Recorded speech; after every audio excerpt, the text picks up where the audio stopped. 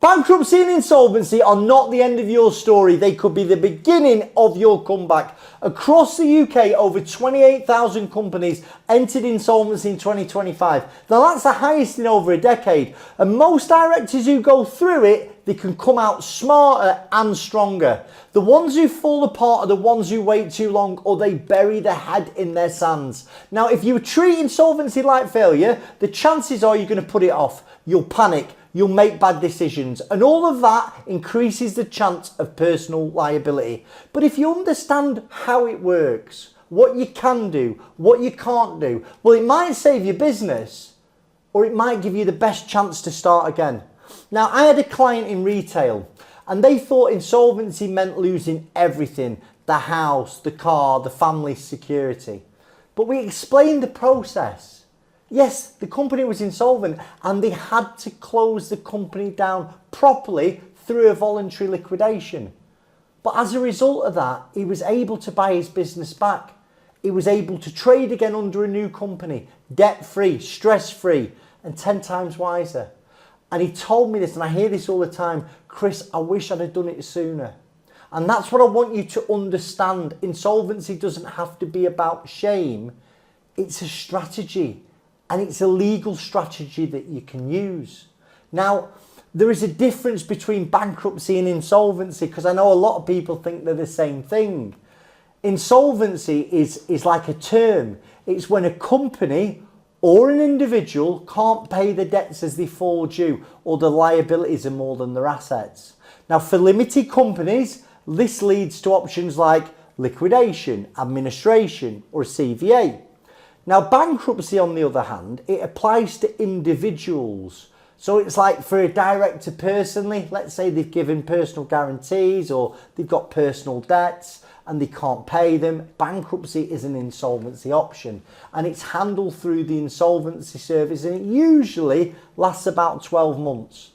So the big point I'm trying to make here is insolvency is a financial condition. Bankruptcy is a legal process, okay?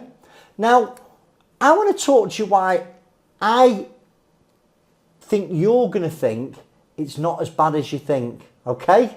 I didn't get my words out properly there, but it's not as bad as you think because insolvency, it protects you. It's not designed to punish you. It doesn't automatically mean that I'm going to lose everything. It protects you and it protects your creditors. Because when you enter insolvency voluntarily, you're then protected from creditor inquiries. Like the pressure from creditors should stop overnight. You can't be wound up by a creditor.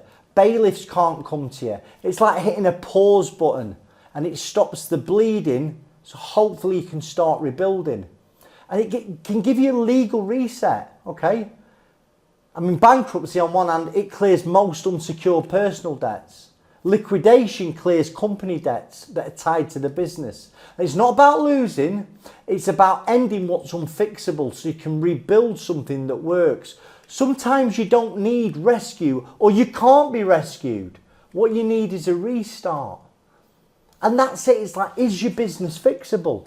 Because you can be insolvent in the fact you can't pay your debts when they fall due. You might have been knocked off a big client or lost a big contract. But you believe in your heart of hearts that it's going to sort itself out again. I see it a lot in certain sectors where they have a bad couple of quarters. They get behind with HMRC, VAT, PAYE, but they know in a couple of months things will sort themselves out. Now, you've got to ask yourself the question, is my situation fixable? Is there any way I can get this business on a firm financial footing? Now, let's talk about what insolvency looks like, because if your business isn't fixable, if your limited company is insolvent and you've got no way of saving it, you've really got three main routes. You've got a creditor's voluntary liquidation for sure, and that's where you decide to appoint an insolvency practitioner to wind the company up. You've got administration. Let's say your business can be rescued. You file a notice of intention or a notice of appointment. You still need an insolvency practitioner and the business is in administration. And that's like a wall of protection around the company. You get a moratorium, which essentially is a pause on creditor action. And you can then sometimes, you can trade the business in certain circumstances and trade it until it gets back on its feet and gets out of administration. Or a lot of times with administration, a sale of the business and the assets is lined up to a connected party. It's normally you, the director, and that's called a pre-pack.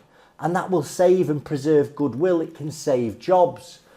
Now, if you do nothing, you'll end up on the worst of all three, which is a compulsory liquidation. This is the worst case, and it's forced by a creditor. And what happens is, once they've phoned you and emailed you and perhaps sent bailiffs, they'll petition at court to wind you up. And the consequences of a compulsory liquidation are almost always more severe. Now, this last 12 months and certainly in 2026, CVLs will be the most common. Because directors, in most cases, are better off doing this voluntarily. You know, if you've got a problem, don't wait to be wound up. Because the first thing that the official receiver will say to you, and that's the person who deals with compulsory liquidations, is, well, it's your fault, you've left this too long. Once you become insolvent, and remember, you don't think you can fix it, you have got to change the way you think about your business. You're no longer going to work to try and bring money in for shareholders.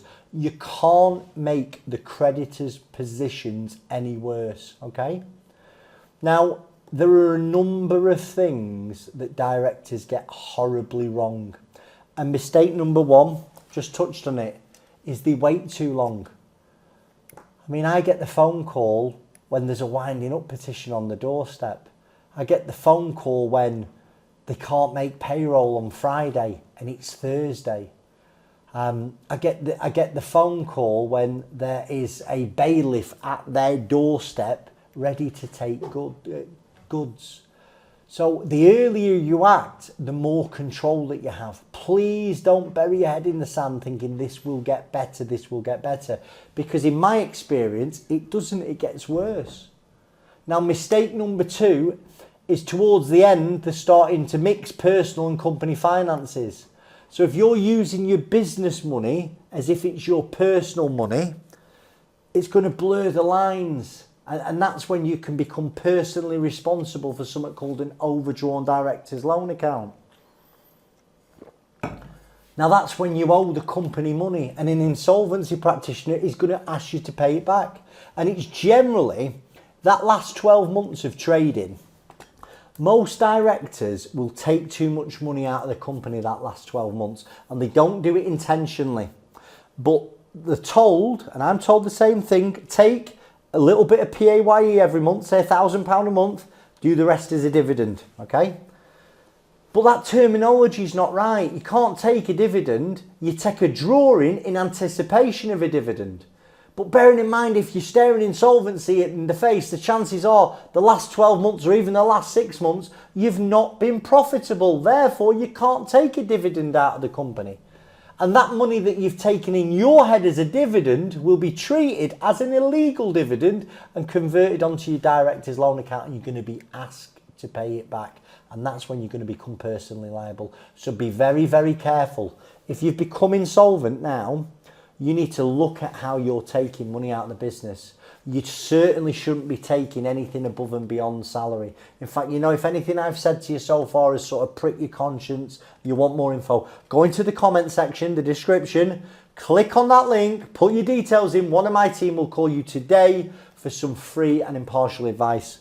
And mistake number four is mistake number three, directors think this is forever. They think liquidation ends your career. That's not the case. They think they're going to get disqualified. In 99% of cases, people don't get disqualified. Most directors, if they've got the appetite, they start another company. What can kill a career is sort of dishonesty, misfeasance. It's not insolvency, okay? Now, I want you to know how you can handle this the right way. Step one, I've said it all through the video, get advice early.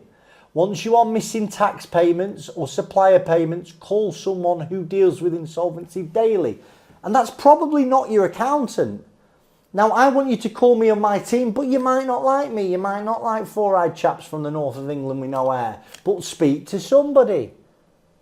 Step 2, if you've got no hope of fixing it, choose a voluntary process over a forced one.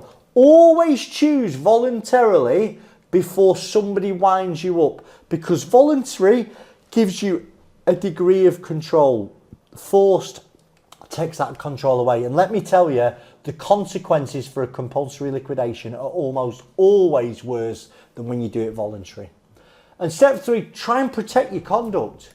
Like, be honest in your dealings, document everything. Towards the end, you start to become insolvent, you need to have a rationale while you're trading. Now, do not be taking customer deposits if you don't think that you're going to be able to fulfill them. Please don't rack up supplier debts or HMRC debts if you know you're never going to be able to pay them, because the system is harsh on the people that do. And it's fair to those that have been honest. And listen, step 4, focus on the future. Liquidation is an insolvency option, but it's not terminal. You can build again legally. Directors who close down properly are able to start other companies if that's what they want. So whether it's bankruptcy and insolvency, they're not as bad as you think in 99% of cases. They're not punishments, they're processes. Now, the only real mistake is when you wait too long to face reality. Now, I hope you found the video useful. If you want to know more about the process of actual liquidation, I want you to go onto that video there and I want you to watch it. It'll tell you everything about how it happens, what are the timescales, what happens next, and it'll help you prepare. Chris Worden, Director First.